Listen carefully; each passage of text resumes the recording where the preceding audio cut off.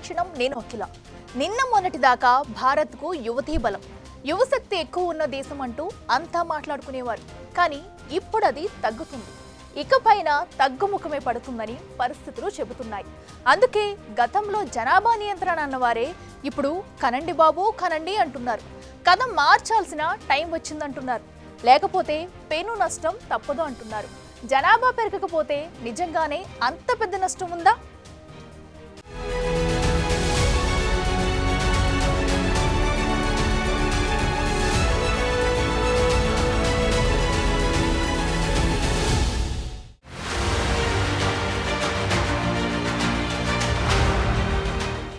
Right, జనాభా లెక్కల విషయంలో చైనా నుంచి మొదలు పెడదాం.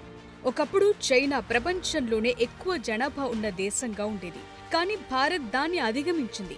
సేమ్ కట్ చేస్తే ఇప్పుడు వరుసగా 3వ ఏడాది చైనాలో జనాభా తగ్గిపోయినట్లు లెక్కలు రిలీజ్ చేసింది. దీంతో అక్కడ భయాలు పెరుగుతున్నాయి.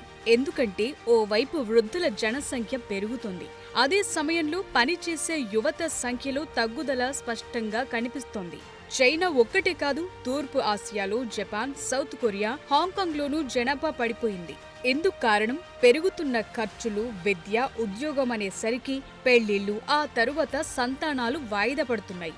చైనాకు బలం ఆ దేశ జనాభాని. ప్రపంచంలో ప్రస్తుతం 2వ అతిపెద్ద ఆర్థిక వ్యవస్థగా ఉంది. ఇది ఫస్ట్ ప్లేస్ కు రాకముందే వృద్ధుల సంఖ్య పెరిగి రివర్స్ అవుతుందన్న భయాలు వారిని వెంటాడుతున్నాయి. 2100 నాటికి చైనా జనాభా 73 కోట్లుంటుందన్న అంచనాలు ఆ దేశ ఆర్థిక వ్యవస్థకు పెను సవాలే.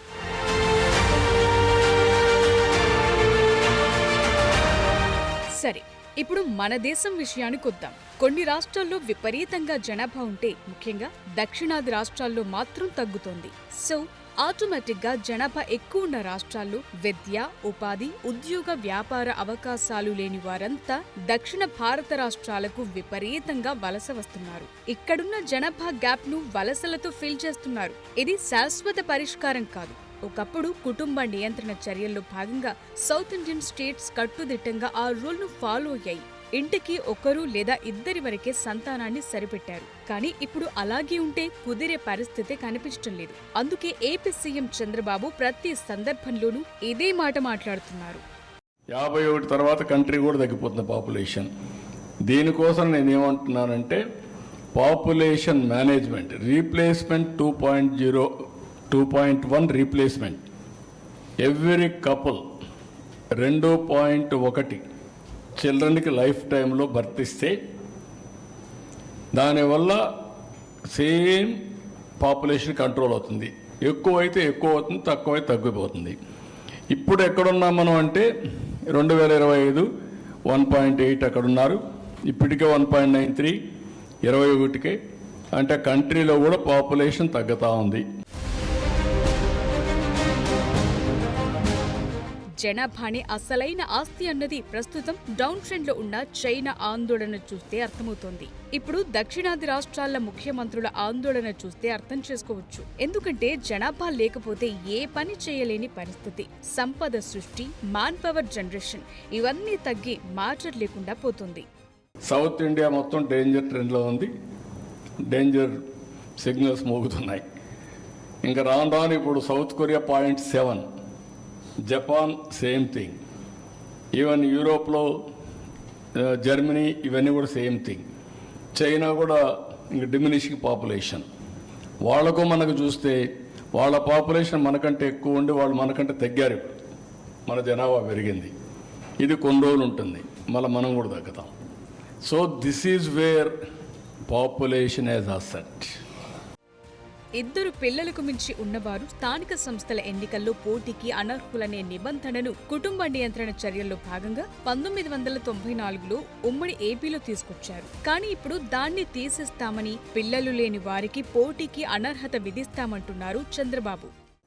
ఇద్దరు పిల్లలు ఉంటేనే ఖచ్చితంగా అవును, అది పెడుతున్నా తీసుకొస్తాం. అప్పుడు తీసుకొచ్చాం కదా, మళ్ళా తీసుకొస్తాను. ఆ రోజు ఆ చట్టం రిలవెంట్, ఇప్పుడు ఈ చట్టం రిలవెంట్. ఇప్పుడు ఏది చూసినా family, big family is the నామ్. Family as a unit, empowerment is the reality. I want do everything. లేదు పిల్లలు లేకపోతే పోటీ లేదు. మీరు పిల్లల కన్నాక ఏమన్నా బయట పోయినా పర్వాలేదు, మీరు ఎలిజిబుల్. సమాజానికి వదిలిపెట్టాలి మీరు. భారత జనాభా 2060ల నాటికి గరిష్ట స్థాయికి చేరుకుంటుందని, ఆ తరువాత అది క్రమంగా తగ్గుముఖం పడుతుందని అంచనా వేస్తున్నారు. ఒకరిద్దరినే కనాలి, వారికి మంచి చదువు, మంచి ఆరోగ్యం, మంచి భవిష్యత్ కల్పించేలా చూసుకోవాలన్న కాన్సెప్ట్తో చాలా మంది ఉంటున్నారు. ఇవాల్టి రోజుల్లో కాస్ట్ ఆఫ్ లివింగ్ చాలా పెరిగింది. ఎంత సంపాదించినా డైలీ ఖర్చులకే సరిపోతుండటంతో మధ్యతరగతి జనం చాలా వరకు ఒకరిద్దరు సంతానంతోనే సరిపెడుతున్నారు. ఈ రోజుల్లో ఇద్దరు పిల్లల కంటే ఎక్కువ మందిని కనేందుకు ఎవరూ సిద్ధంగా లేరు. ఎందుకంటే ఆ స్థాయి ఖర్చులను భరించే స్తోమత ఉండటం లేదు. కానీ ఇది దేశానికే, అందులోనూ సౌత్ ఇండియాకు పెద్ద ఎత్తున నష్టం కలిగించే పరిణామంగా మారుతోంది.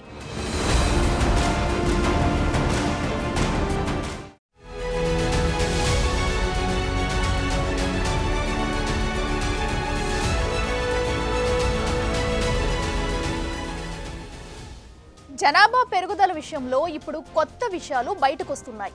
ఏడాది జనగణన జరిగే అవకాశం ఉంది. ఆ ప్రకారమే నియోజకవర్గాల పునర్విభజన, నిధుల కేటాయింపులు ఉండబోతున్నాయి. దాంతో దేశానికి ఎక్కువ సంపాదించి పెడుతున్న దక్షిణాది రాష్ట్రాలపైన ఏపీ, తెలంగాణ, తమిళనాడు, కేరళ, కర్ణాటక విపరీతంగా నష్టపోయి ముప్పు ఎదుర్కొంటున్నాయి. అందుకే జనాభా పెంచాలని చంద్రబాబు, స్టాలిన్ అంటున్నారు.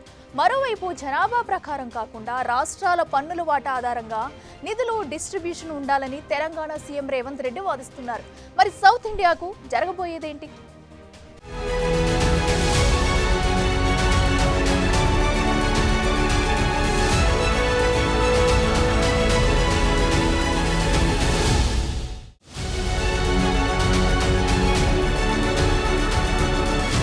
జనాభా తగ్గటం వల్ల దక్షిణ భారత రాష్ట్రాలకు సమీప భవిష్యత్తులో చాలా రకాలుగా నష్టాలు, సవాళ్లు ఎదురవ్వబోతున్నాయి. ఇక్కడి వ్యాపార గ్యాప్, ఉద్యోగాల గ్యాప్ ను ఉత్తరాది రాష్ట్రాలు ఫిలప్ చేసే ఛాన్సెస్ ఎక్కువగా కనిపిస్తున్నాయి. ఇప్పటికే అది చాలా స్పష్టంగా కనిపిస్తోంది. ప్లంబింగ్ దగ్గర నుంచి హౌస్ కన్స్ట్రక్షన్, ఐటీ దాకా నార్త్ జనమే సౌత్ లో పెరుగుతున్నారు. ఇక సౌత్ స్టేట్స్ లో వ్యాపారాలు చేసేందుకు రాజస్థాన్, యూపీ సహా ఇతర రాష్ట్రాల నుంచి పెద్ద ఎత్తున వలస వస్తున్నారు.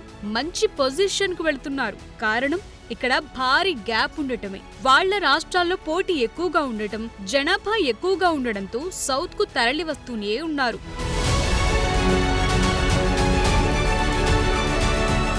రైట్, ఈ ఏడాది జనగణన జరగబోతోంది.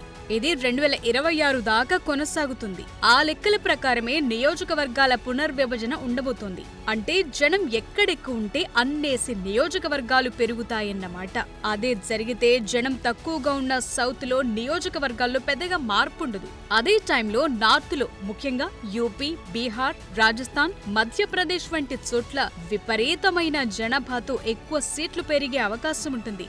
సీట్లు ఒక్కటే కాదు, నిధుల పంపిణీ కూడా జనాభా ఆధారంగానే జరుగుతుంది. ఇప్పుడు కూడా అలానే నడుస్తోంది. అందుకే సౌత్ స్టేట్స్ చాలా అటెన్షన్తో ఉన్నాయి. కేంద్రం నుంచి అందాల్సిన నిధులపై తీవ్ర ప్రభావం చూపిస్తాయని దక్షిణాది రాష్ట్రాలు ఆందోళన చెందుతున్నాయి. జనాభా ప్రాతిపదికన నియోజకవర్గాల పునర్విభజన చేస్తే దక్షిణాదికి తీరని అన్యాయం జరుగుతుందని, దక్షిణాది, ఉత్తరాది అనే చర్చ వచ్చే ఆస్కారం ఉంది. కాబట్టి కేంద్ర ప్రభుత్వమే దీనికి స్పష్టమైన విధాన రూపకల్పన చేయాలని సీఎం రేవంత్ రెడ్డి ఎప్పటి నుంచో చెప్తున్నారు. దేశ జనాభాలో సౌత్ స్టేట్స్ 18% ఉన్న జీడీపీలో వాటా 35% ఉంది. అంతెందుకు, తలసరి ఆదాయం విషయంలో జాతీయ సగటు కంటే దక్షిణాది రాష్ట్రాలే టాప్. కానీ ఏం లాభం? కేంద్ర నిధుల పంపిణీ మాత్రం జనాభా ఎక్కువ ఉన్న రాష్ట్రాలకే ఎక్కువ అన్న ఫార్ములా టోటల్ గా ఎఫెక్ట్ చూపుతోంది. इस देश में केंद्र सरकार बनाने के लिए साउथ का वोट मांगने का भी जरूरी नहीं है.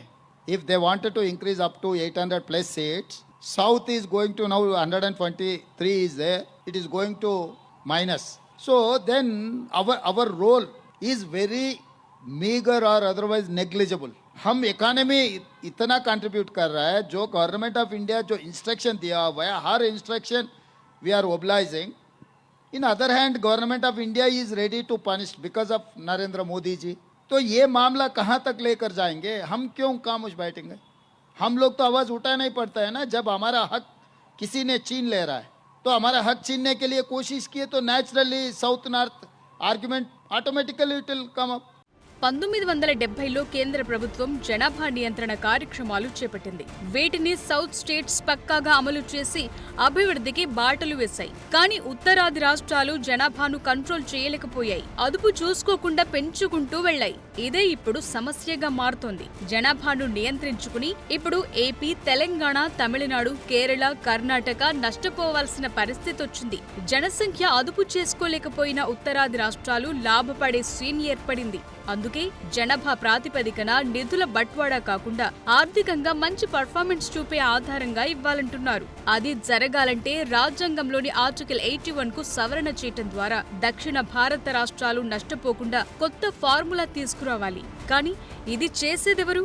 దక్షిణాది రాష్ట్రాల ముఖ్యమంత్రుల వాదన వినేదెవరన్న చర్చ జరుగుతోంది.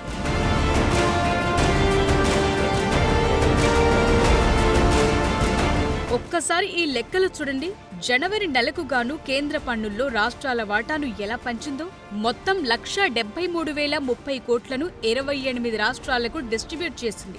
ఇందులో బిమారు స్టేట్స్ అని 4 రాష్ట్రాలకు పేరుంది. అవి బీహార్, మధ్యప్రదేశ్, రాజస్థాన్, ఉత్తరప్రదేశ్.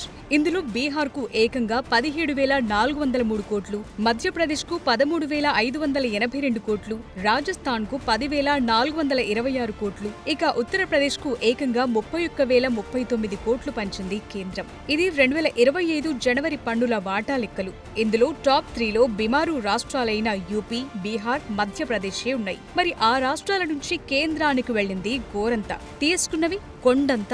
అది మ్యాటర్.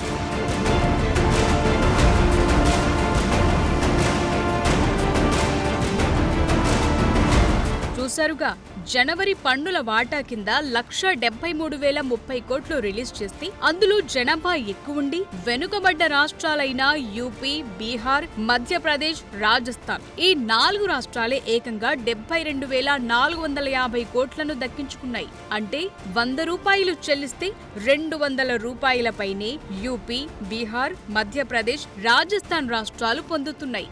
ఇప్పుడు మన సంగతి చూద్దాం. తెలంగాణ అన్ని రకాలుగా పవర్ఫుల్ స్టేట్. కానీ జనవరి నెలకు కేంద్ర పన్నుల వాటాలో దక్కిందంతా జస్ట్ 3,637 కోట్లే. ఆ లెక్కన తెలంగాణ రూపాయిస్తే తిరిగొస్తున్నది 43 పైసలే. ఓవరాల్ గా చూస్తే కేంద్రానికి పన్నుల రూపంలో తెలంగాణ ఇచ్చేది 3 లక్షల కోట్లయితే తెలంగాణ తిరిగి పొందుతున్నది 1.68 లక్షల కోట్లే. ఎంత వ్యత్యాసముందో చూడొచ్చు. దక్షిణాది రాష్ట్రాలు కేంద్రానికిచ్చేది 22.26 లక్షల కోట్లయితే 5 సౌత్ స్టేట్స్ కు తిరిగొస్తున్నది 6.42 లక్షల కోట్లే. ప్రత్యక్ష పన్నుల వసూళ్లలో దక్షిణాది రాష్ట్రాల వాటా 23.5% అయితే ప్రత్యక్ష పన్నుల వసూళ్లలో ఉత్తరాది రాష్ట్రాల వాటా కేవలం 9.7%. అయినా సరే నిధుల ప్రవాహం వారికే ఎక్కువ. 5 దక్షిణాది రాష్ట్రాలు చెల్లిస్తున్న పన్నులెంత, తిరిగి 5 దక్షిణాది రాష్ట్రాలకు కేంద్ర ప్రభుత్వం ఇస్తున్నదెంత, ఒక్క ఉత్తరప్రదేశ్కి ఇస్తున్నదెంత అనేది కూడా ఇవాళ చర్చించాల్సిన అవసరం ఉన్నది అధ్యక్ష. దక్షిణాది రాష్ట్రాలు 5 అయినా తెలంగాణ, ఆంధ్రప్రదేశ్, కర్ణాటక, కేరళ, తమిళనాడు ఈ 5 రాష్ట్రాల నుండి GST పన్ను వసూళ్లు 22,26,000 కోట్ల రూపాయలు అధ్యక్ష. కానీ తిరిగి ఈ 5 రాష్ట్రాల కేంద్ర ప్రభుత్వం ఎంత ఇచ్చిందంటే 6,42,000 కోట్ల రూపాయలు మాత్రమే. సో నార్త్ రాష్ట్రాల్లో జనాభా ఎక్కువ, సంపద సృష్టి తక్కువ. కేంద్రం నుంచి ఎన్ని నిధులిచ్చినా ఇప్పటికీ అభివృద్ధి చెందలేకపోతున్నాయి. కేవలం జనాభా ఎక్కువ ఉందన్న కారణంతోనే ఈ రాష్ట్రాలకు అధిక నిధులు అందుతున్నాయి. ఈ రాష్ట్రాల నుంచి వచ్చే పన్నుల వాటా తక్కువే, దేశ జీడీపీలో వాటా తక్కువే, అన్ని తక్కువే, జనాభానే ఎక్కువ. సింపుల్, నిధులు పట్టేస్తున్నాయి. అయితే ఇక్కడ పాయింట్ ఉంది. ఇది మన దేశం, మనందరి దేశం. ఇందులో సంపన్న రాష్ట్రాలున్నాయి, పేద రాష్ట్రాలు ఉన్నాయి. సో పేద రాష్ట్రాలను ఆదుకోవటం కూడా మన బాధ్యతే. కానీ ఆ అవకాశాన్ని ఉత్తరాది రాష్ట్రాలు ఏళ్లకేళ్లు సద్వినియోగం చేసుకోలేకపోతున్నాయి. అందుకు కారణాలు చాలా ఉన్నాయి. జస్ట్ ఈ ఎగ్జాంపుల్ చూడండి. బీహార్ కు నిధులిస్తే హైవేపై కట్టాల్సిన కల్వర్ట్ ఓ పొలం మధ్యలో కట్టారు. దీన్ని చూసేందుకు జనాలు అప్పట్లో తండోపతండాలుగా వెళ్లారు. అంతేనా, బీహార్లో ఇటీవలే బ్రిడ్జులు కడితే అవి క్వాలిటీ లేక పేక మేడల్లా కూలిపోయాయి. ఇలా జరిగితే Bihar develop అయ్యేదెప్పుడు?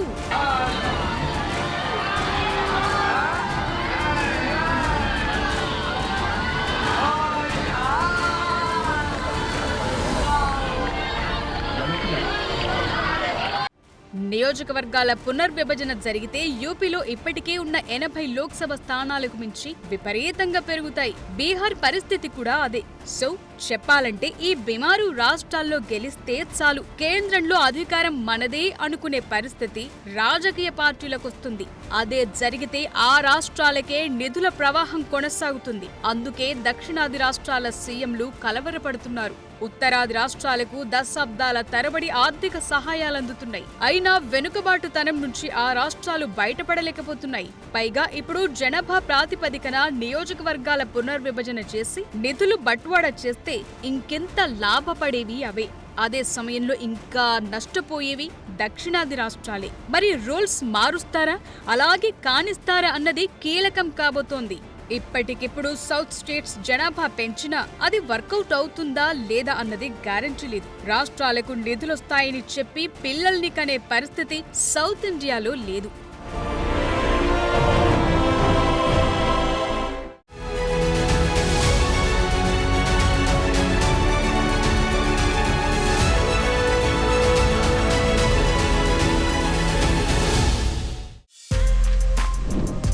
For more videos like this, subscribe Big TV channel.